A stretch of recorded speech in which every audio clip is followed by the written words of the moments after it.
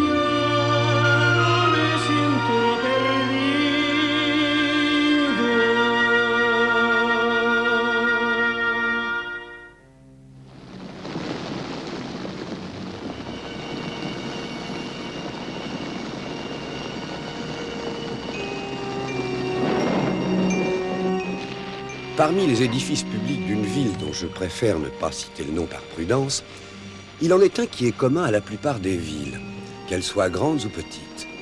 Cet édifice est un hospice.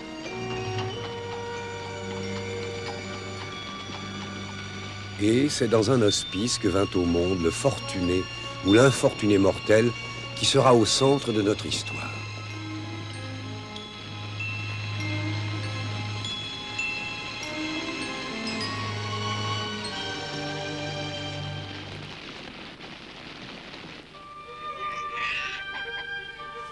Docteur, s'il vous plaît, laissez-moi voir mon enfant avant de mourir.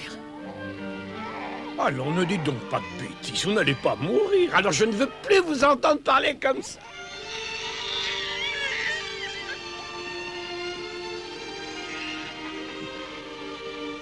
Elle a rendu l'âme, que Dieu la bénisse. Pauvre petite, c'est bien triste. C'est triste aussi pour ce bébé qui devra prendre le chemin de l'orphelinat. C'était une belle jeune femme. D'où venait-elle? De très loin, certainement. À voir le piteux état de ses chaussures, elle avait dû beaucoup marcher. On l'a amenée ici après l'avoir trouvée sans connaissance, étendue sur un banc. Encore une histoire d'amour qui finit mal, comme tant d'autres. C'est inutile que tu pleures. Ici, personne ne te plaindra. Il vaut mieux t'y habituer tout de suite. On se fait à tout, tu verras. plus pourquoi tu pleures comme ça, petit ingrat. Après tout, tu as un toit au-dessus de ta tête, c'est déjà bien, non? Remercie ceux qui te donnent quelque chose. Prends exemple sur moi, qui remercie ta mère de son cadeau. Oh.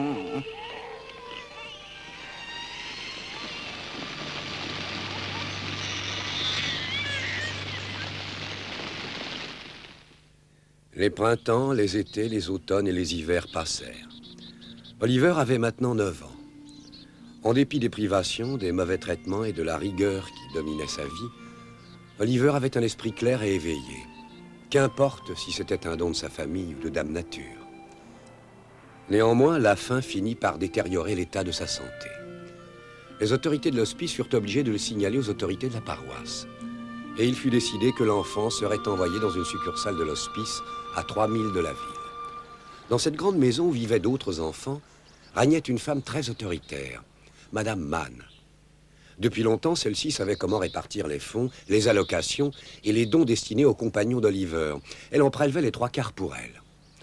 La veille de l'anniversaire d'Oliver, voici ce qui arriva. Eh, dis donc, pourquoi est-ce qu'on a seulement droit à un quignon de pain? Eh, rends-moi ça tout de suite! Ah, moi aussi, on m'a pris mon morceau. Allez, donne, toi qui c'est me mon l'as pain! pris, pas vrai? Tu vas me le rendre, espèce de voleur! Non, non, je te le rendrai pas. Et moi, je te dis que tu vas me le rendre! Tiens! Alors, tu me le rends! Il fait mal. Il est à moi! Non, il est à moi. Ce n'est pas vrai, tu mens! Non! Oh mon Dieu! Qu'est-ce qui se passe ici? Il faut que j'aille prévenir Madame Mann immédiatement.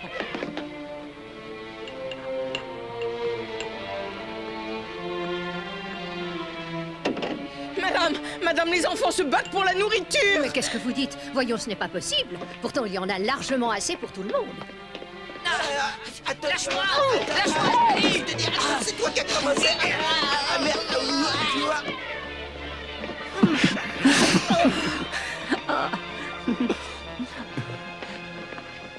Maintenant, vous allez me dire qui a commencé cette bagarre. C'est Oliver, Madame Mann, c'est Oliver qui a commencé. Ah, je vois. Oliver, à la cave à charbon, immédiatement.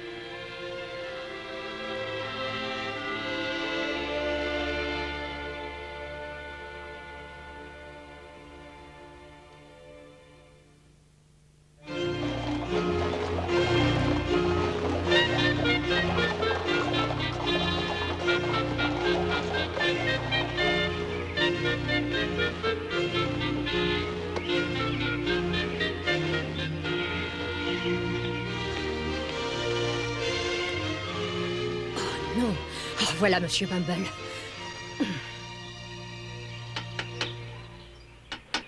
Vite, Suzanne.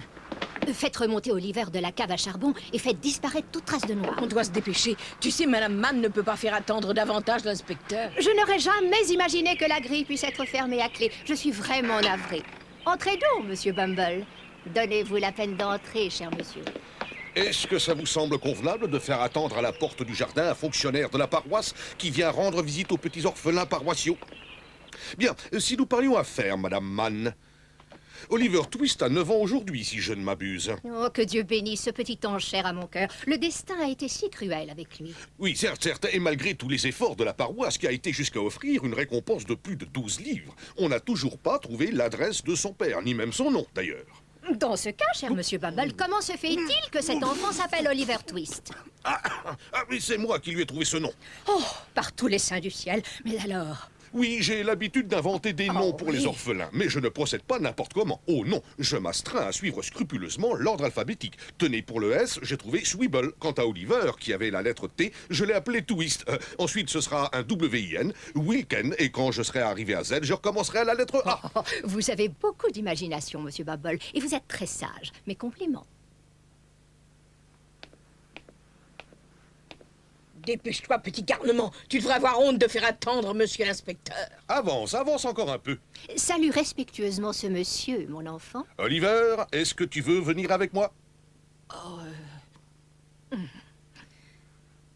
Alors? Monsieur, est-ce qu'elle viendra avec nous? Ah non, ça, ce n'est pas possible. Ah, alors je veux bien venir avec vous, oui, monsieur.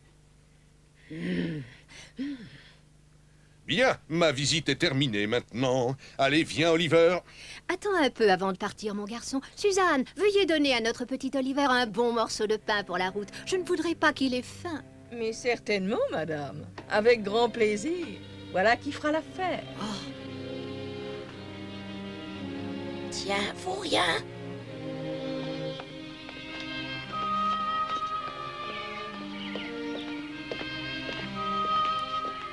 Au revoir, mon cher petit. Ne fais pas attendre, monsieur l'inspecteur. Au revoir et sois bien sage. Au revoir à tous. Au revoir, je ne vous oublierai jamais. Oh non, non, non, au revoir. Au revoir. Au revoir. Fais attention à toi.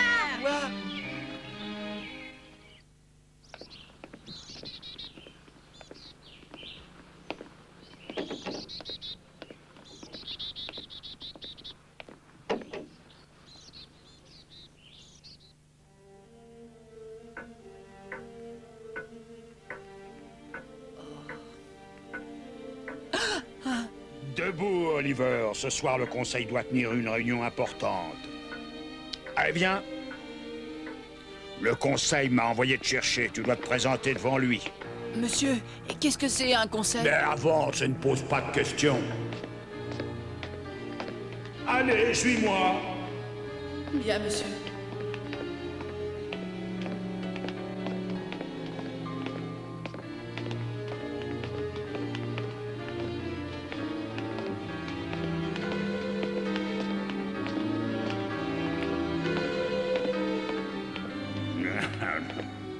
On va voir.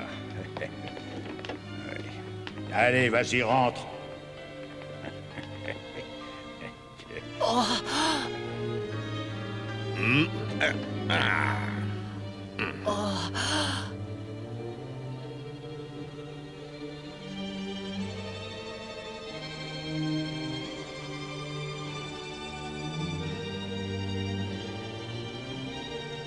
Approche, approche, Oliver. Enlève ta casquette et salue le conseil. Et approche, je te dis. Tu t'appelles Oliver Twist. Tu n'as pas entendu la question que je t'ai posée. Qu'est-ce que tu as? Tu es sourd ou tu es idiot? Dépêche-toi de me répondre.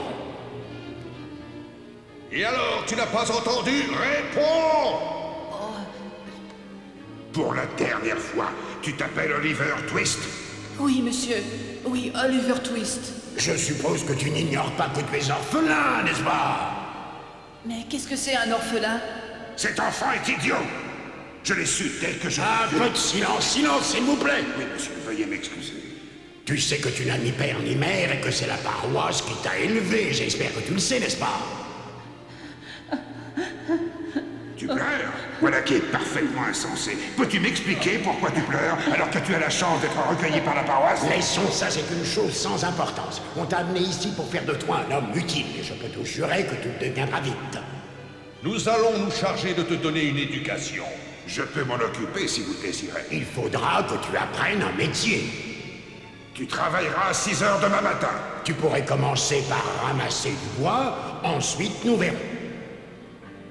Dans l'immédiat, c'est en faisant ce travail que tu gagneras ta vie.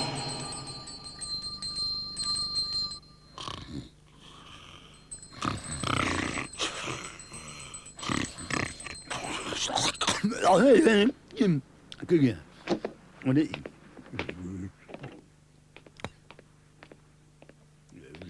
Oh, ouais. Bon, maintenant, tu vas vite aller dormir. Et demain, tu devras te lever aux aurores pour aller travailler.